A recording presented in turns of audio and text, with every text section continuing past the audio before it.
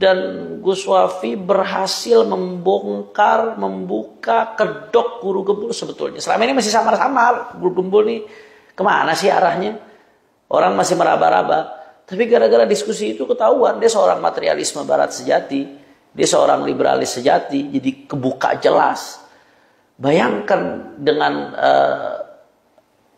definisi ilmiah yang dimaksudkan guru gembul ini, yang tidak jelas ini, dia berani sampai mengatakan konsep ketuhanan itu tidak bisa diilmiahkan. Kemudian juga tentang kuburan Nabi SAW, apakah Nabi dikubur di situ, itu sifatnya masih subjektif.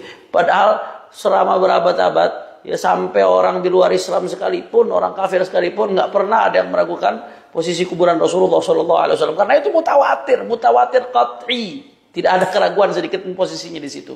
Dan itu bukan subjektif, tapi objektif yang justru nggak bisa dipungkiri sama sekali. Itu kalau standar guru gembul dipakai, bukan hanya urusan nasab ini kecil, tapi syariat semuanya yang dirontokkan oleh dia. Ada banyak hal sekali yang berkaitan dengan syariat yang akan dikutak-katik seenaknya oleh guru gembul. Ini perdebatan yang sangat panjang. Sudah sangat bagus dengan tidak terpancingnya Gus Wafi dan Habib Fikri Syahab, sehingga jadi terbongkar siapa dia. Walaupun nanti ini perlu dibahas secara khusus terlepas dari masalah nasab. Kalau berkaitan dengan tema itu, filsafat ilmu itu, tentang materialisme, tentang liberalisme itu, saya kira masalah nasab ini kecil dibandingkan dengan itu. Ini berkaitan dengan akidah umat. Ini udah dibahas panjang lebar jauh-jauh hari oleh Imam Hujjatul Islam Abi Hamid Muhammad bin Muhammad Al-Ghazali. Juga udah dibahas oleh Profesor Dr. Syekh Muhammad Sa'id Ramadan Al-Buti dalam kitabnya Kubral Yaqiniyat Al-Kauniyah. Nah, ketika di awal kitab tuh Syekh Al-Buti langsung membahas tentang al-manhajul ilmi lil bahthi 'anil haqiqah 'inda ulama al-muslimin wa ghairihim. Bagaimana metodologi ilmiah di dalam mencari kebenaran. Apa itu kebenaran? Bagaimana metodologi ilmiah yang betul untuk sampai kepada sebuah hakikat kebenaran. Itu udah dibahas habis-habisan. Begitu juga Profesor Dr. Naqib Al-Attas di Malaysia, yang luar biasa, sampai dunia barat pun mengakui keilmuan beliau. Wah, ini udah dibongkar habis-habisan oleh beliau, oleh murid-muridnya Prof. Dr. Fahmi Hamid Zarkashi, Dr. Adian Husaini, dan masih banyak lagi. Saya kira ini memang butuh sesi khusus untuk mengungkap kesesatan guru gembul dalam masalah ini, penyimpangan berfikirnya, sehingga sangat tepat kemarin Gus Wafi dan Sayyid Fikri Syahab tidak terpancing untuk meladeni, sehingga tidak melebar kemana-mana, dan akhirnya jadi terbongkar, terkuak itu kedok sebetulnya siapa seorang guru gembul. Bahkan yang lebih lucunya lagi ya, ketika Gus Wafi mengutip dari sebuah kitab tentang apa itu ilmu dan bagaimana cara mendapatkan sebuah ilmu dari sebuah kitab, Gus Wafi mengutip, dia langsung memvonis, oh kalau sumbernya kitab itu nggak ilmiah, itu tradisional, itu bukan metodologi ilmiah. Ajib. Bagaimana mungkin seseorang bisa langsung memvonis tanpa melihat substansinya? Kok bisa-bisanya langsung divonis kitab itu nggak ilmiah? Berarti itu kitab yang ditulis oleh para ulama semuanya nggak ada yang ilmiah, nggak sesuai dengan metodologi keilmuan, otomatis. Yang ilmiah mana? Dari Google, katanya cari dari Google. Padahal Google itu informasinya harus dipilah-pilih, harus dicek dulu kebenarannya. Semuanya ada di Google, versi apapun ada di Google. Ilmiah model apa yang seperti ini?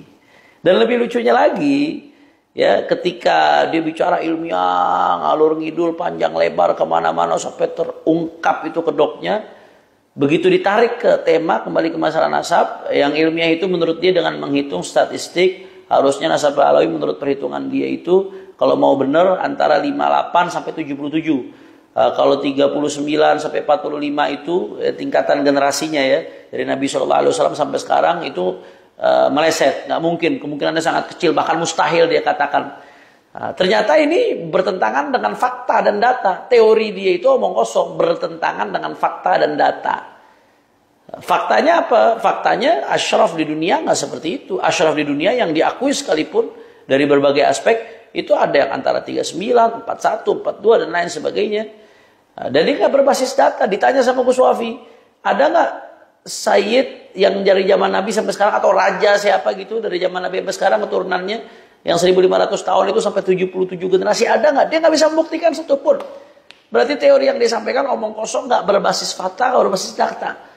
Bahkan ketika dibenturkan dengan jurnal ilmiah yang berbicara tentang ini, tentang generasi, bahwasanya perpindahan generasi itu harusnya setiap 30 tahun sekali, sehingga dalam 100 tahun itu 3 generasi, dan ini sudah sesuai dengan umumnya nasab sada Ba'alawi. Itu dibenturkan dengan jurnal ilmiah, ternyata dia yang nggak punya dasar jurnal ilmiah. Jadi ilmiah dari mana? Bahkan kalau mau pakai perspektif barat tentang apa itu ilmiah pun, Guru Gembul tidak ilmiah. Jadi hanya omong kosong saja, ilmiah faktanya nol. Dan terakhir, yang lebih dahsyatnya lagi, kalau saudara Haji Imaduddin itu membatalkan nasab Ba'alawi. Tapi kalau Guru Gembul, ilmu nasabnya malah yang dibatalkan sama Guru Gembul. Ilmu nasab itu nggak ilmiah. Padahal dia nggak pernah mempelajari ilmu nasab. Orang yang nggak pernah mempelajari bagaimana menilai. Maka nasihat saya buat masyarakat, pilih-pilih guru ya. Jangan salah pilih guru. Kalau salah pilih guru, kesian nanti dunia akhiratnya. Nah, ini saja dari saya. Assalamualaikum warahmatullahi wabarakatuh. Dan secara ilmiah ini sudah bisa disebut sebagai mustahil. Jadi selama 1500 tahun, generasi yang berpindah itu seharusnya adalah 78 kali. Atau minimal banget 58 kali. Sebelum kami mulai jawab, apakah ini yang dimaksud ilmiah tadi?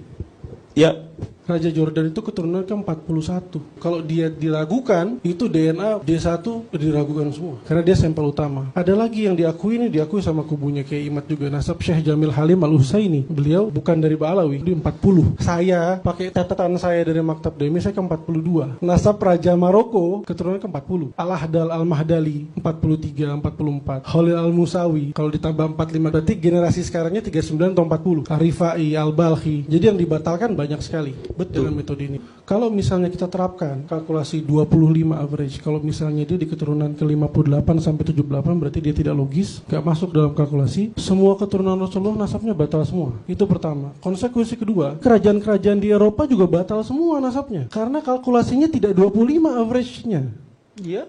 Udah ada penelitiannya tentang itu yang dibuat sama Richard Wong. Mereka menghitung bahwa ternyata average dari jarak antar generasi tadi itu adalah laki-laki itu 30,7 tahun. Dan kebetulan kalkulasi ini sama dengan Alawiyyin, sama dengan kerajaan-kerajaan di Eropa. Sudah ada kalkulasi ilmiahnya, saya rasa ini lebih relevan untuk dijadikan rujukan. Pengen contoh dari Pak Guru, ada nggak? Oh ini loh ternyata keturunan raja ini, dia hidup di zaman ini, setelah dihitung ternyata 78. Satu saja mungkin contohkan, mungkin ada Pak Guru.